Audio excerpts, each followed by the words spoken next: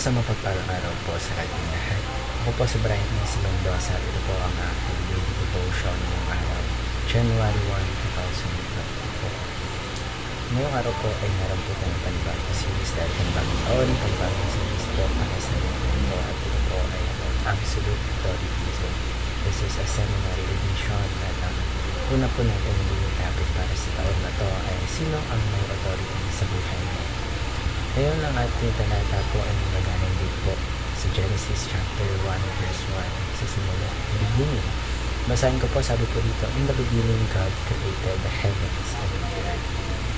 So ngayon po, upang mas bigyan natin ng kahulugan ang ating talata, ngayon po tayo bagdadako sa ating mga teachings para sa araw na ito. Una po, sabi po dito, all people have different authorities in life.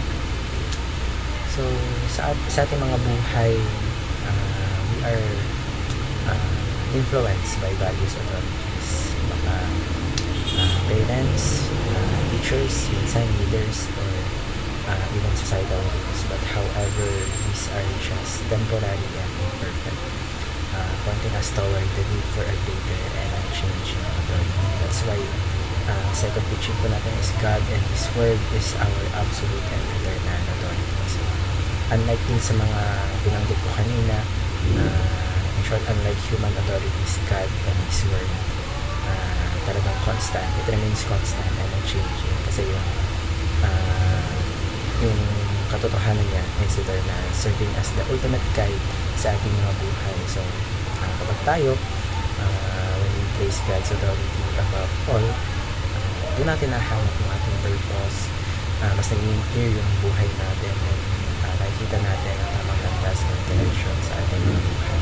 Ikatlo po, we shape our lives and decisions based on God's absolute authority. So, lahat po ng aspeto ng ating buhay, for example, sa ating mga choices, mga priorities natin, or yung mga values natin, it should be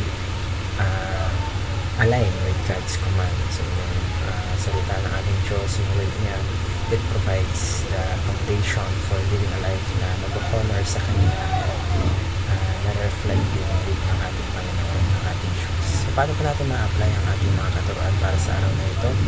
Ngayon po tayo po dadako sa ating application. So, una po, start this year with a commitment to study God's Word. So, let's make it a priority to deepen yung understanding mo sa Biblia. So, paano natin nagawa yun? Let's set aside yung mga bagay na hindi naman kailangan, and this is the time na let's set time for reading the Bible, meditate, and apply natin yung mga God's teaching. Dalawa po, submit all things to God's will.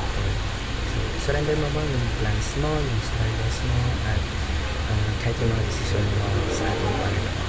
Tuwala ka sa kanyang wisdom and seek mo yung guidance niya sa lahat ng bagay. Kasi alam natin na talagang siya ay kumbaga yung authority na is perfect and talagang katiwa-tiwala. And ikatlo po, and last but not least, shape your life according to the demands of the Bible. So let the principle in God's Word influence yung mga actions mo, yung mga relasyon mo, and ayun, gaya ng mga decisions mo. So, i-align mo yung life mo with His commands, striving to live in obedience and faithfulness.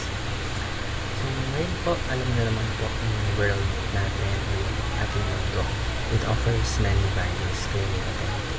Lagi po natin tatandaan, God's Word is absolute and eternal. So, ngayong bagong taon po, as we enter this year, let's choose to place our life under His divine will. So, let's study His Word, submit po natin sa Kanya lahat ng mga bagay, and we let His authority shape your journey, trusting that yung mga plano niya are always for your good. It's God,